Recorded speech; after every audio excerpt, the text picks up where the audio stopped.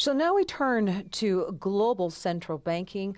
Michael and I sat down with Jacob Frenkel. He's chairman of J.P. Morgan Chase International, former governor of the Bank of Israel. We started by asking him what all the market turmoil means for the Federal Reserve and central banks.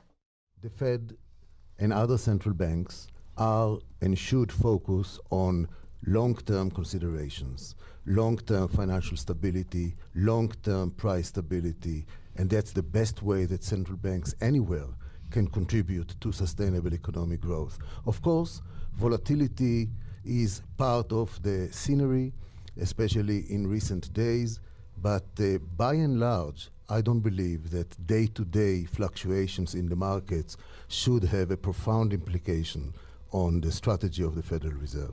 Well, it's interesting because of how quickly the drop in the markets early in the week led to not only calls for the Fed to postpone what they were doing, but from some prominent economists to even consider a QE4. Has the Fed perhaps lost a little credibility in providing so much accommodation to the markets that they've come to expect it?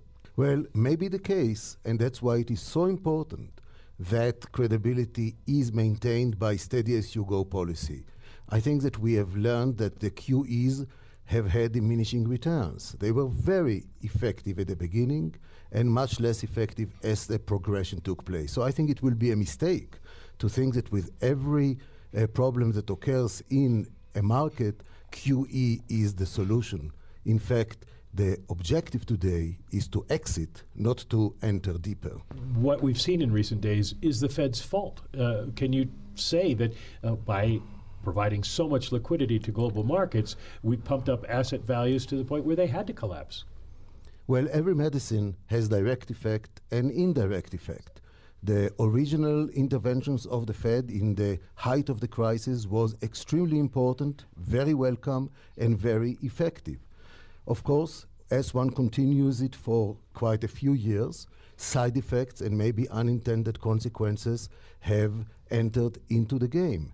And this is always in economic policies. There is the direct effect, the indirect effect, and the art of policy making is to find the appropriate balance. So the point of my remark is that we should not really ask now, it's not helpful, whose fault is it here? Is the Fed responsible to China? Is the Fed responsible to commodity prices? Of course not. The important thing is, what should the Fed do? And I believe that as you look today at the US economy, economic growth is in place. Of course, it's not the booming growth that we had in the past, but maybe it's good that it's not. It was not a sustainable growth. We see that labor markets improve. Unemployment rates decline. Even inflation is starting to pick up towards the target. When you look at all of it together, it's time to get on with normalization. And what does normalization mean? We don't need to define step by step, but it is clearly not a zero interest rate. So therefore, of course, the Fed should not play with fire, should not put oil on a fire when something is dramatically out of line. But you know, China is a faraway place. It has had a distortion in the capital markets. A correction there was called for, and the direct impact of it on the United States is very limited. Of course, one of the things that's so interesting and important about this Kansas City Fed Jackson Hole Symposium is it does bring central bankers from around the world. What is the view of central bankers in emerging markets, do you think, Jacob? Because they've already had a lot of pressure because of falling commodity prices. When the Fed moves, is that more pressure at a time when it makes it even tougher for them? Well, it is the case that indeed many of the emerging markets, especially commodity producers, are suffering these days. But we should not add to the suffering by making extra noise. Everyone knows that the US Fed is going to step into normalization and raising rates in a very measured way and gradual way. A delay means that uncertainty continues to be there. I think that many of those central bankers, and I cannot speak on their behalf, but my impression is they would like any extra noise to be diminished. And if the Fed starts the journey they will get a message. Yes, we are towards normalization. The Fed has proven that it is a very prudent central bank, and if the Fed reaches the conclusion that indeed recovery is robust and enables us to move into normalization, this will be a good sign. I think they will welcome removal of uncertainty and let the Fed get on with its business. Well, we are at a conference designed to talk about inflation dynamics, and it raises the question of why $10 trillion in, central banks have not been able to create inflation. This is indeed a fascinating issue that academics will continue to study, but let's face it, it is not that the money disappeared. It is not that the liquidity disappeared. It was directed to areas that may have created these unintended consequences. There is no question that what we see occasionally in the housing markets or in the financial markets may be an exaggerated push towards higher equity prices as investors are looking for some return and are willing to take even greater risks because somehow the chase for yield is there. So I think that by and large, yes, these trillions that you are talking about have found their way, but not always, to the productive activities of the economy, but to financial markets. And when those markets are correcting themselves, that's a direction, corrections in the right direction. Inflation is present in the economy, but it may just be misallocated.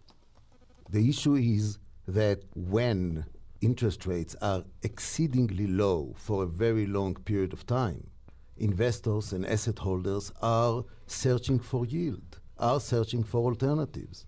And as you search for higher yield, it comes with the territory that you will face higher risks. And the real issue is, therefore, are we in a situation where the financial markets are reaching values that are not commensurate with profits, growth prospects, etc., only because there is so much liquidity in the market?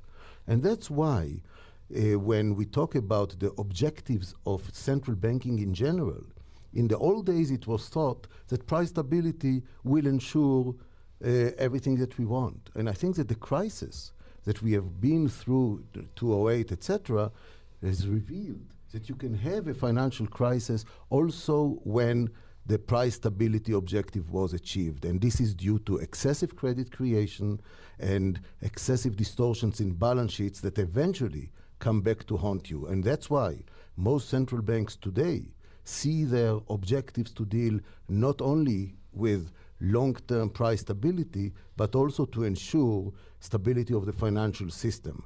And they must be ready to indeed take actions about it. Again, this is a conference focusing on inflation and inflation targeting, all these very important issues. I wonder, is the inflation target a mistake? Has the world changed? Are we in a world where technology is eliminating middle-class jobs in the United States constantly? We turn to robots, we turn to drones. Workers don't have pricing power. How many workers, except in some industries, can go and say, give me a raise or I'm leaving right now?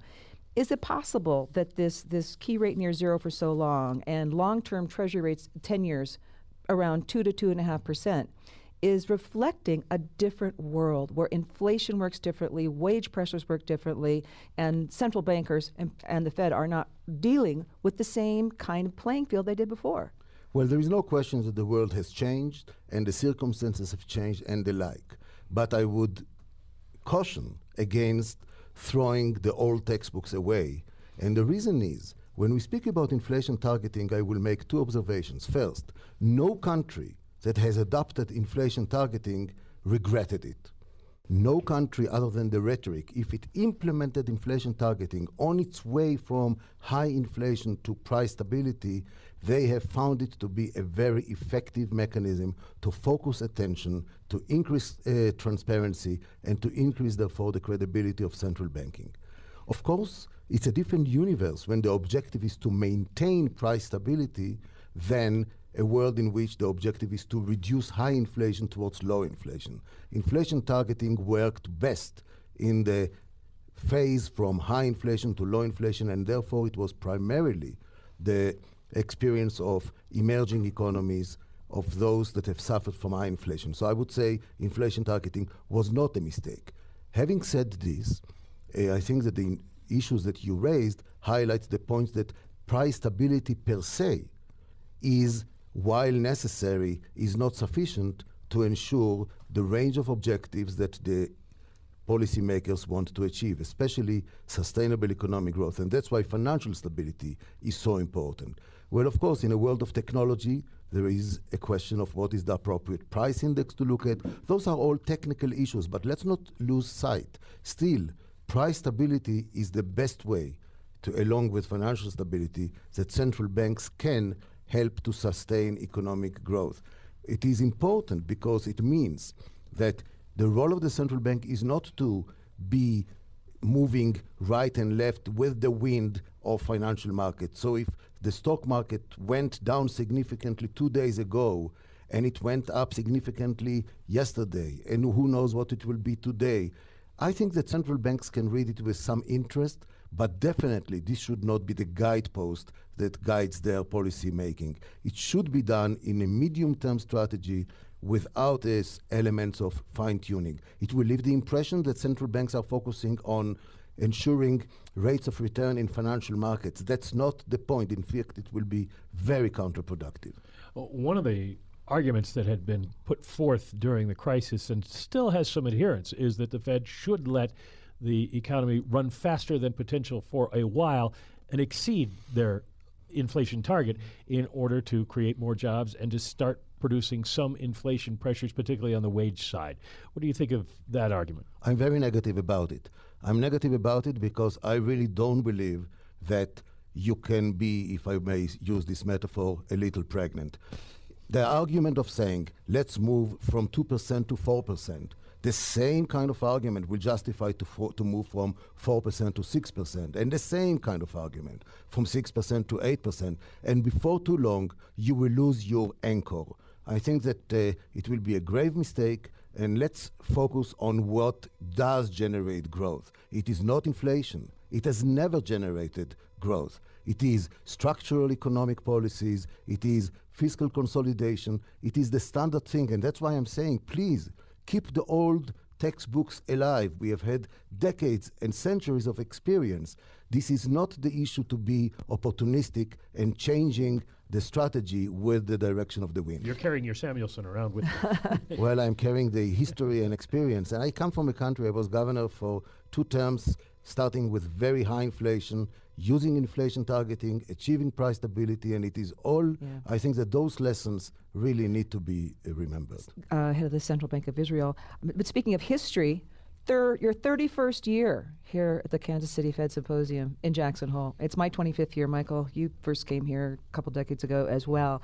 It's interesting that after all this time, Jacob, that some of the same questions come up again, right? I mean, this is the perennial, and some level, the perennial question, inflation versus growth, or that even posing it that way, right?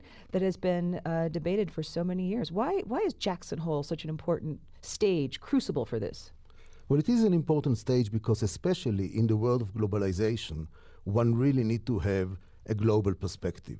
It is almost the only conference organized by the Federal Reserve that is primarily the setting for an international interaction. You have here governors from all over the world, you have here academics, and they are all dealing with one important issue, which is the common feature. Now, of course, if you are an open economy like the US is, and you are impacting the global economy, it is essential that the views that emanate from the rest of the world and the experience from the rest of the world those views are being aired here. And I find this to be a very important informal place for interactions of this kind. What is the thing you would like to learn this week here, both inside the conference with the discussion of inflation or outside and talking to academics and your former colleagues in the central banks? Well, I think it's important that lessons from history are being learned, but most importantly, that they are incorporated into the corpus of economic theory and economic practice for many years. In other words, we are now still in the aftermath of the deep crisis that started in 2008. Many policymakers have lost their compass in the sense of issues came on their plate, new objectives became part of their responsibilities, new policy tools got developed. And the question is this really a new paradigm, or have we been in a detour that normalization will bring us back to the old paradigm? And probably we will never come back to where we were before. But the future paradigm will be the appropriate mixture of the old paradigm and whatever new lessons that have been learned.